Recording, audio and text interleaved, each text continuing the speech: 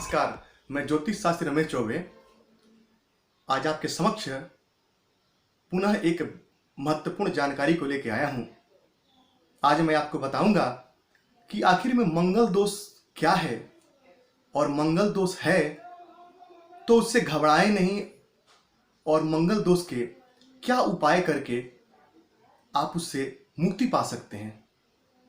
देखिए, मंगल दोष यदि आपके कुंडली में है, यदि आपके कुंडली में 1, 4, 7, 8 और 12 भाव में यदि मंगल बैठे हैं तो आप मांगलिक हैं। यदि आप मांगलिक हैं तो आप विशेष हैं, आप खास हैं। मंगल दोष यदि कुंडली में है तो हमेशा ये नुकसानी करेगा, ऐसी कोई बात नहीं है। मैंने बहुत सारी ऐसी कुंडलियों को देखा जिसमें मंगल दोष था और वो लोग काफ़ी चिंतित थे कि यह विवाह कराना उत्तम होगा या नहीं होगा, और मैंने विवाह करवाया और दाम्पत्य जीवन में किसी प्रकार की समस्या नहीं आई। मंगल दोष यदि है तो व्यक्ति, मंगल क्या है? मंगल एनर्जी है, मंगल पराक्रम है, मंगल जोश है, मंगल हमारा मसल्स है, मंगल हमारा खून में जो गर्मी होती है वो मंगल है। इसीलिए जिनके मंगल अच्छे होते हैं, या लगभग मैंने देखा है जो मांगलिक होते हैं, वो ज़्यादातर सेना और पुलिस में नौकरी करते हैं, क्योंकि वहाँ पे शौर्य और साहस की ज़रूरत पड़ती है, खून की गर्मी की ज़रूरत पड़ती है। तो ऐसे व्यक्ति जो हैं वो सेना पुलिस में जाते हैं। तो यदि आप मांगलिक हैं तो यहाँ घबराने की कोई आवश्यकता नहीं है। इसका मतलब आप खास हैं, आप विशेष हैं। अब यदि मंगल दोष आपके कुंडली में है तो इसमें घबराने की कोई आवश्यकता नहीं है। हाँ, निसंदेह कुंडली मिलान एक बार विवाह से पहले जरूर करें और देखें कि वो युवक या युवती जो भी मांगलिक हैं उनका पार्टनर भी मांगलिक हो तो ज़्यादा अच्छा होता है, क्योंकि मंगल लड़ाई झगड़े का कारक है। तो यदि एक व्यक्ति मांगलिक है और उसका पार्टनर मांगलिक नहीं है तो दोनों में अक्सर विवाद देखे जाते हैं, दोनों में तालमेल में दिक्कत आता है, दोनों एक दूसरे से बिना कारण के झगड़ते रहते हैं। और यदि मंगल ज़्यादा ही खराब हुआ और उस पर पापग्रह की यदि दृष्टि भी हो गई तो ऐसे में वो हिंसात्मक हो जाता है और दोनों के बीच में नौबत मार पिटाई तक पहुंच जाती है, यानी दोनों एक दूसरे पे हावी हो जाते हैं। जो मांगलिक है, या लड़का हो या लड़की हो, वो दोनों के तालमेल में दिक्कत आती है, क्योंकि मंगल ऊर्जा है और मंगल हमारे खून का कारक है। तो जातक क्या होगा? क्रोधी प्रवृत्ति का होगा। जितने भी मांगलिक लोग होते हैं वो थोड़े से क्रोधी प्रवृत्ति के होते हैं, छोटी छोटी बातों में झगड़ा करने के लिए आतुर हो जाते हैं, या छोटी छोटी बातों में बहुत जल्दी गुस्सा हो जाते हैं। यही प्रभाव है। अब यदि मंगल लग्न में बैठेगा तो उसकी 7वीं दृष्टि कुंडली के 7वें भाव पे पड़ेगी तो विच्छेद पैदा करेगा।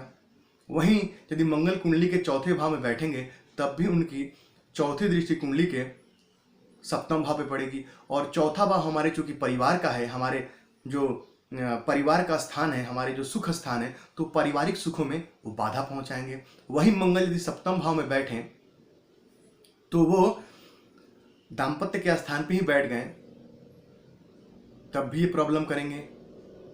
वहीं यदि वो कुंडली के 8वें भाव में बैठे हैं तो वो पति के कुंडली में पत्नी का वाणी स्थान और पत्नी कुंडली में पति का वाणी स्थान है, तो उन दोनों में एक की वाणी थोड़ी सी तिखी हो जाएगी और इस कारण से दोनों के बीच में कहीं ना कहीं समस्या आएगी। वहीं यदि मंगल कुंडली के 12वें भाव में यानी कि 12वें भाव में बैठे हैं तो उनकी 8वीं दृष्टि जो है वो कुंडली के 7वें भाव पे पड़ती है और तब भी वैवाहिक जीवन में बाधा उत्पन्न होता है। तो मंगल या तो 7वें भाव में बैठें या इन भावों से बैठ के उस 7वें भाव को देखते हैं, इसीलिए इन भावों में मंगल का बैठना खराब माना गया है। अब मान लीजिए कि यदि कोई व्यक्ति या कोई लड़की या कोई युवक यदि मांगलिक है तो क्या करें? सबसे पहले तो कोशिश ये करें, देखिए सबसे पहले मैं आपको एक बात बता दूं कि जो मन में गलत धारणाएं बैठी हैं कि मांगलिक लोग बिना मांगलिक से शादी करेंगे तो वो मर ही जाएंगे, उनकी मृत्यु हो जाएगी, ऐसा बिल्कुल भी नहीं है।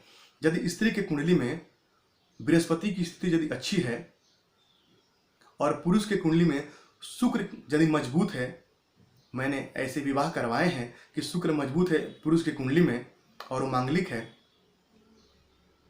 उसके दाम्पत्य जीवन अच्छा चला है, उसमें कोई असुविधा नहीं आई है।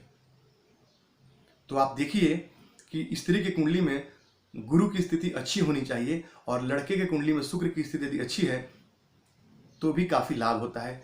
संभवतः कुंडली मिला के विवाह करें, दोनों मांगलिक हो तो ज्यादा श्रेष्ठ है। यदि नहीं है, दोनों में से एक मांगलिक नहीं है यदि, तो भी विवाह आप यदि करवाते हैं, या आजकल मैं आपसे बताऊं कि जो समय चल रहा है, बहुत सारे ऐसी कुंडली आती हैं कि मना करने के बावजूद भी लोग नहीं मानते हैं और विवाह करते हैं, क्योंकि वो प्रेम विवाह होता है और प्रेम विवाह में वो लोग कुछ नहीं देखते हैं मांगलिक है या नहीं है। तो यदि ऐसी नौबत आई है और यदि विवाह करना ही है तो क्या करें?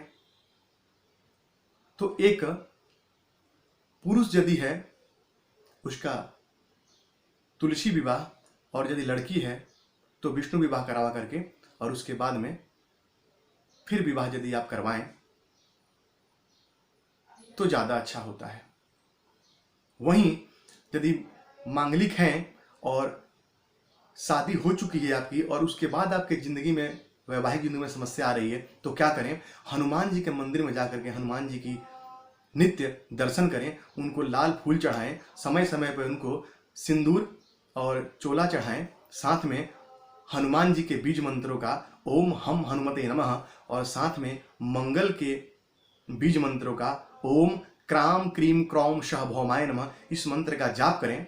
मंगलवार के दिन मीठी चीजों का दान हनुमान जी के मंदिर में लड्डू चढ़ा दें या बूंदी चढ़ा दें और उसके बाद में क्या करें कि उसको लोगों में बांट दें, इससे भी आपको लाभ होगा। तो हनुमान जी की आराधना करने से मंगल के दुष्प्रभाव को हम कम कर सकते हैं। तो ये छोटे छोटे उपाय करके और आप मंगल दोष से मुक्ति पा सकते हैं। हनुमान जी की जितनी आराधना करेंगे उतना ही आपको लाभ होगा, क्योंकि हनुमान जी मंगल के देवता हैं। कोशिश करें कुंडली मिला के विवाह हो, और नहीं यदि करना ही चाहते हैं तो जो उपाय मैंने बताए वो करके करें, निस्संदेह आपको लाभ होगा। यदि आप भी किसी समस्या से परेशान हैं, मंगल से संबंधित, यदि आप मांगलिक हैं और मुझसे कुछ पूछना चाहते हैं, निस्संदेह मुझे कमेंट बॉक्स में आप पूछ सकते हैं, मैं आपके सवालों का जरूर जवाब दूंगा।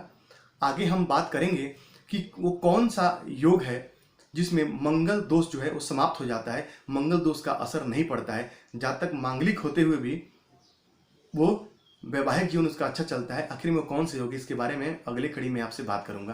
तो मुझे यकीन है आज मैंने जो आपको बताया आपको पसंद आया होगा। यदि पसंद आया है मेरी बातें तो मेरे चैनल को लाइक कीजिए, सब्सक्राइब कीजिए। तो इसी मंगल कामना के साथ आपका दिन मंगलमय हो। आज के लिए इतना ही। नमस्कार।